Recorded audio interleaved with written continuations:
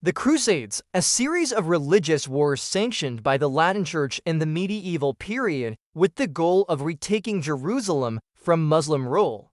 But what were the real consequences of the Crusades? Well, that's what we're going to find out in this video. So the first consequence was a new Christian identity. Though politically divided into numerous states and kingdoms, the common enemy of Islam forged a new sense of Christian identity among Europeans. And this is one of the reasons why the Crusades are considered a factor in the development of modern Western civilization. For example, when Pope Urban II called for the First Crusade in 1095, he did so in the context of a larger movement across Europe known as the Renaissance, which emphasized the need for Christians to return to the teachings of Christ. And so by fighting in the Holy Land, European Christians were not only defending fellow Christians, they were also defending the true faith against the forces of darkness. But the Crusades also deepened the division between the West and the Islamic world. As you can probably already guess, the violent clashes between European Christians and Muslims did not exactly foster good relations between the two sides.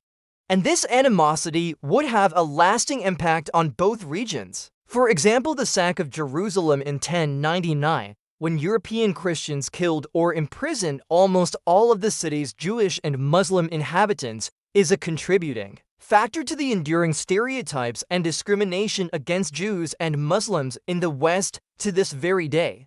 However, the Crusades did expand European horizons. Though mostly associated with the Mediterranean and the Middle East, the Crusades actually took place over a vast area from the Baltic Sea to the Arabian Peninsula. And this exposure to different cultures and environments encouraged exploration and discovery. In fact, some historians argue that the Crusades helped to pave the way for the Age of Discovery in the 15th century when Europeans began exploring and conquering the Americas, Africa, and Asia. In the long run, the Crusades helped to bring about far-reaching changes that would define Europe's future. The Crusades strengthened monarchies, as kings like Louis IX of France and Richard the Lionheart of England gained power and prestige by leading their armies on crusade. The Crusades also expanded trade, as Italian and German merchants benefited from the increased demand for goods in the Holy Land. And finally, the Crusades sparked cultural and intellectual growth as European universities became centers of learning for Muslim and Jewish scholars fleeing persecution.